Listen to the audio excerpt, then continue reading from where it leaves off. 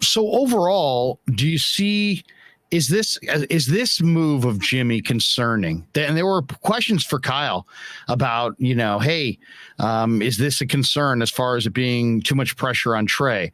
And he said, well, it's the same room. It's reversed. And they're like, well, yeah, but the reporter's like, yeah, but it's really not the same because that was a young quarterback sitting behind an established quarterback. This is a quarterback who started a Super Bowl and started multiple NFC championship games, including last year's, sitting right off the shoulder of a player trying to establish himself. Do you think that this sets it up for Trey to feel a ton of pressure? Or I could look at it the other way where, you know what, if Trey struggled without Jimmy there, then Sudfeld comes in, loses games. Then I think you're talking about people saying, Trey, get it right now. And people would be like, grow up immediately because we need to win games. This team's built to win the Super Bowl. And I think most people feel like a 10-win season and a playoff berth is like absolutely that will define success this year. So I guess my question is do you think this setup puts a lot of pressure on Trey? How do you think he'll react to having Garoppolo literally a throwaway and also having maybe the fans on the radio, on television, maybe at the stadium, maybe chanting for Jimmy Garoppolo at different points? How do you think that's going to affect Trey?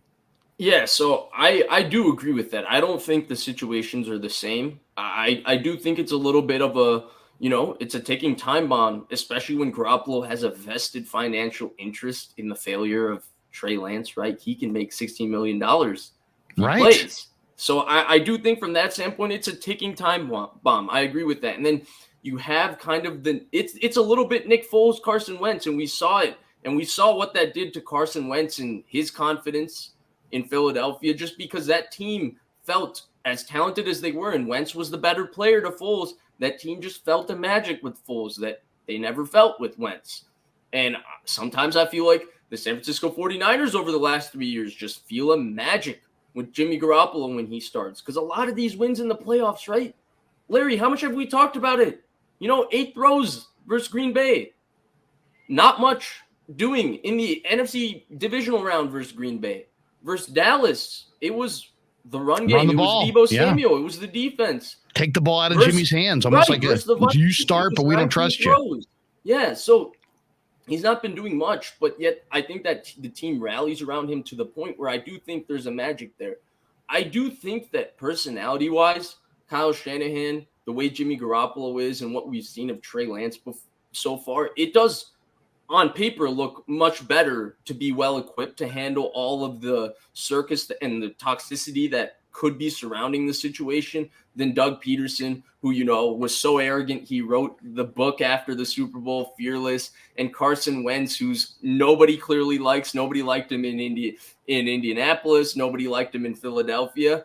And then I think Nick Foles is all around good guy. I don't have anything bad to say about him, but I do think those 3 guys are better equipped to handle the situation than the former 3. But I do think there's some worry. I think Trey Lance will ultimately handle it right. But where I worry is the team, right? This is a veteran team. These are guys that are looking to establish themselves. It's go time. They're looking to win football games. They're not here waiting around. Trent Williams is the best player on the 49ers. He's arguably the best player in the NFL. He's also 34 years old. He's not a young chicken. He wants to win his Super Bowl because Trent Williams wins his Super Bowl. We already talk about him like that. With the Super Bowl, he's looked at as maybe the greatest left tackle ever. I think he's the most talented I've seen, but there was Anthony Munoz, Jonathan Walter Jones, Orlando Pace, all these people that were before me. But I do see Trent Williams doing things that nobody else has done. But if he secures a Super Bowl, he has a legacy. Anthony Munoz never won a Super Bowl. John Ogden did. Walter Jones didn't win a Super Bowl. So, there is a legacy with that for him on the line. And when you're talking like that, what if this team starts off and it's like they have a couple injuries? It's like last year and Trey Lance is struggling.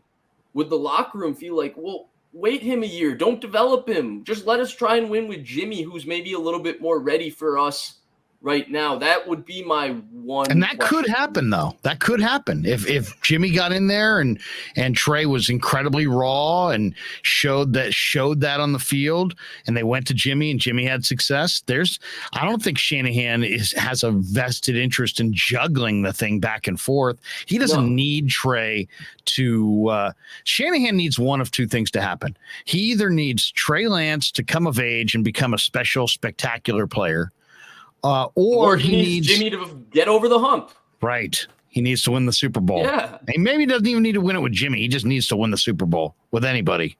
Purdy It doesn't matter who it literally is. anybody. Yeah. If Shanahan wins a Super Bowl, he's kind of a made man. He kind of knows that.